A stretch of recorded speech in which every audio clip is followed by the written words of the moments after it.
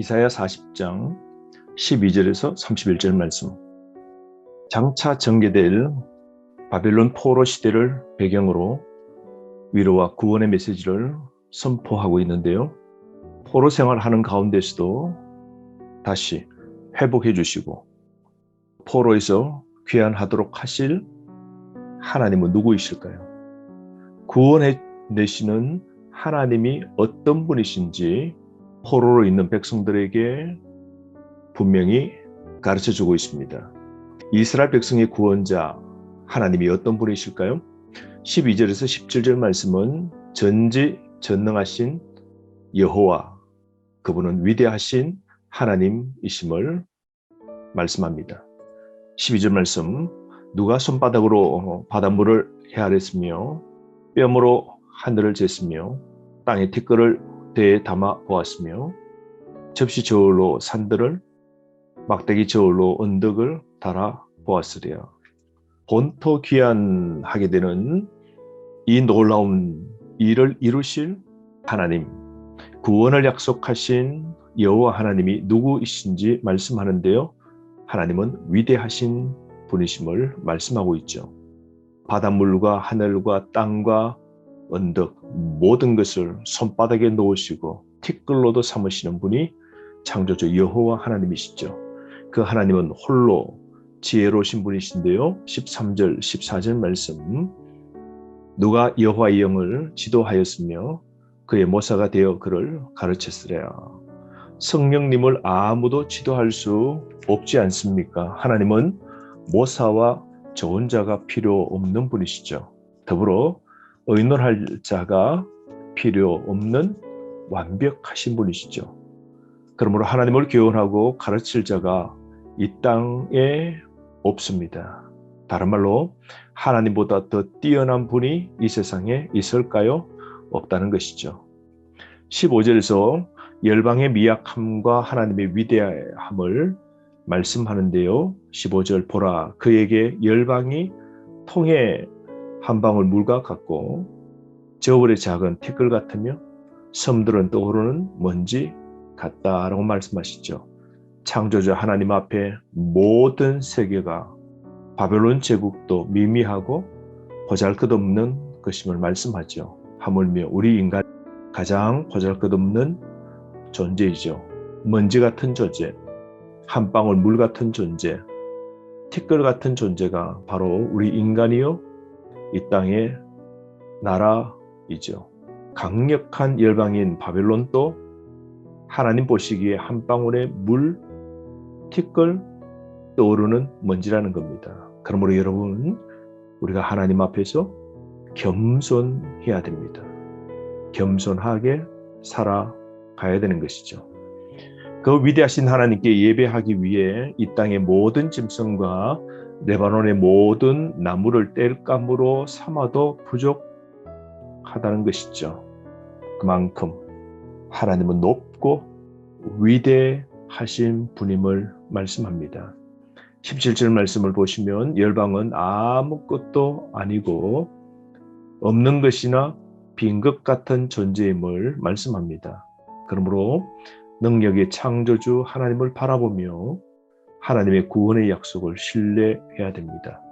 바벨론에서 이스라엘 백성을 다시 고향으로 조국으로 돌아오게 하시고 예루살렘을 회복하실 분이 창조주 하나님, 전지전능하신 하나님이심을 분명하게 설명합니다.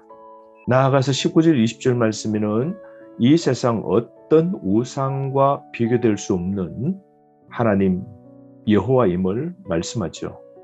여호와 하나님은 유일하신 분이십니다. 그러므로 이 땅의 우상의 헛된 실상이 무엇입니까? 19절, 장인이 부어 만드는 것이고 두 번째로 장색이 금으로 입혔고 또 은사슬을 만든 것이니라. 사람에 의해 만들어진 것이죠.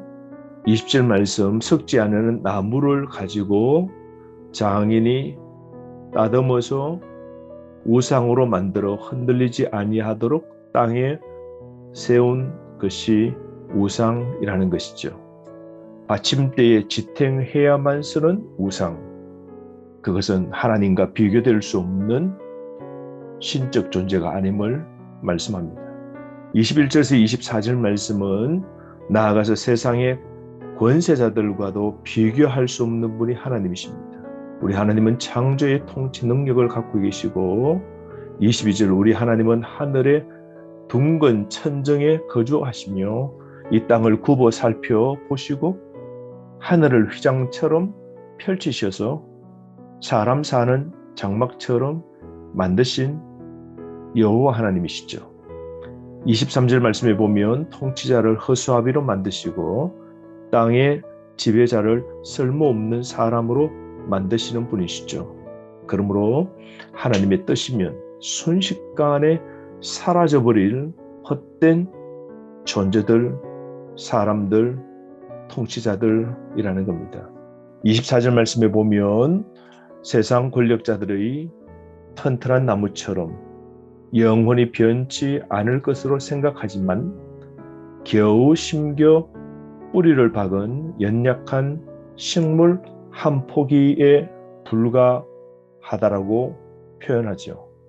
24절 그들은 겨우 심기고 겨우 뿌려졌으며 그 줄기가 겨우 땅에 뿌리를 박자 곧 하나님이 입김을 보시니 그들이 말라 회오리 바람에 불려가는 촉에 같도다.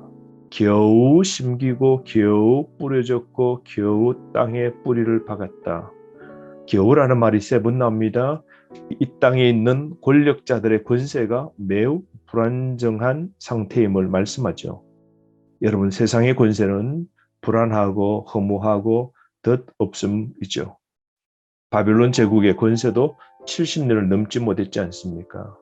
하물며 우리 인생도 70 강건하면 80 정도의 삶뿐이시죠. 그것도 하나님이 한번 후 하고 입김 부시면 지푸라기 날아가듯 흔적 없이 사라져버리고 말 겁니다. 그러므로 여러분, 불확실한 세상에 뿌리를 내리지 맙시다. 세상을 사랑하거나 소망 두지 맙시다. 이 땅 나그네처럼 살고 본향 천국을 바라보며 사는 지혜가 우리에게 있어야 됩니다. 25절에서 26절 말씀은 누구와도 비교될 수 없는 하나님을 말씀하는데요.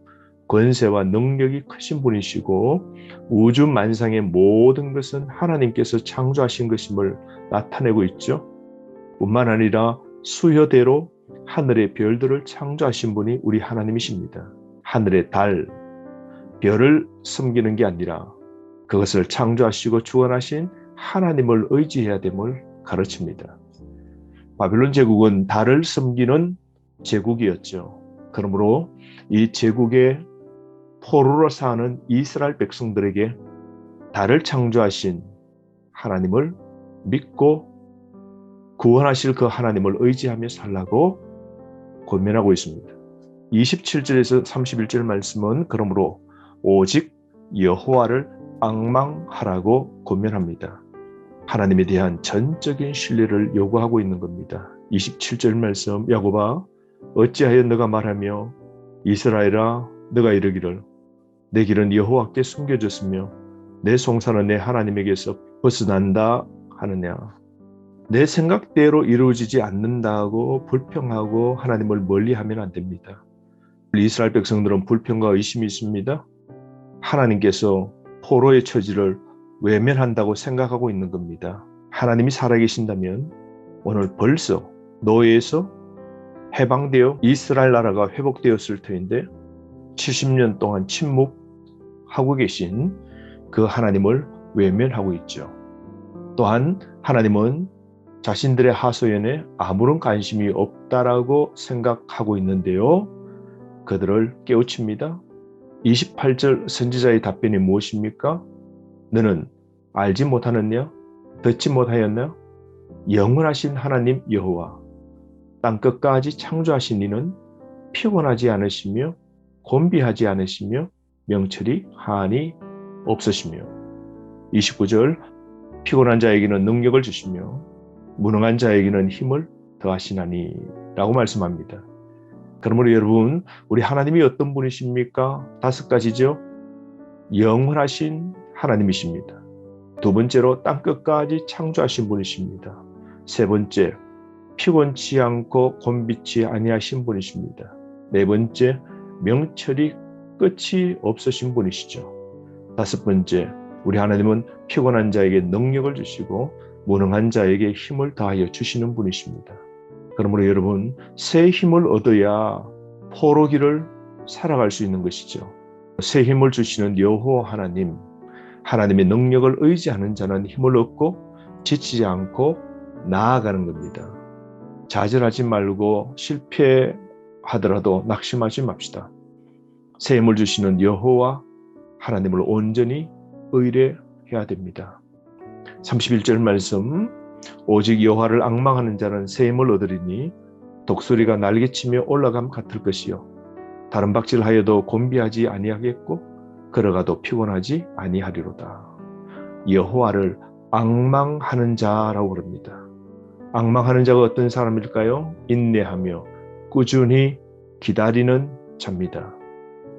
이런 사람은 믿음이 있어야 가능한 겁니다. 그러므로 독수리는 활기 넘치는 힘의 상징이죠. 하나님의 새로운 힘과 은혜를 독수리에 비유하고 있는데요.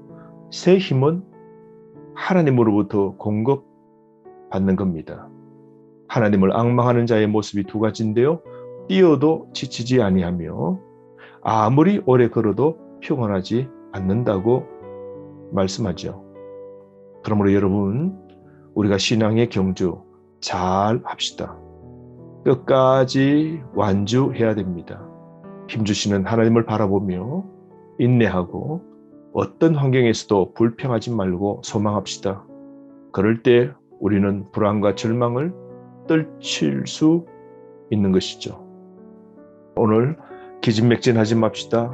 완주해야 될 길, 이 인생길 끝까지 하나님 주시는 새 힘 얻어 완주하는 저와 여러분 되기를 바랍니다. 하루 말씀 안에서 승리하십시오.